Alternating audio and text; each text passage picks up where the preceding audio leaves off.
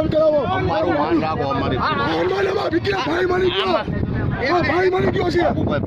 એકને સારું લાગ્યું હા લઈ ગયા હોસ્પિટલ માન માનલા બીજા ભાઈને ગાંઠ તો એ લોકો તમે બતાવો. આ ચોદામણા વાતો એટલે કે ખરેખર રહી જાય છે બાજુ આવીએ તેથી તમારા માં ચોદામણા નાળાઈ નહીં રહેવા દે આ તો મોટે થવા આવ્યા છે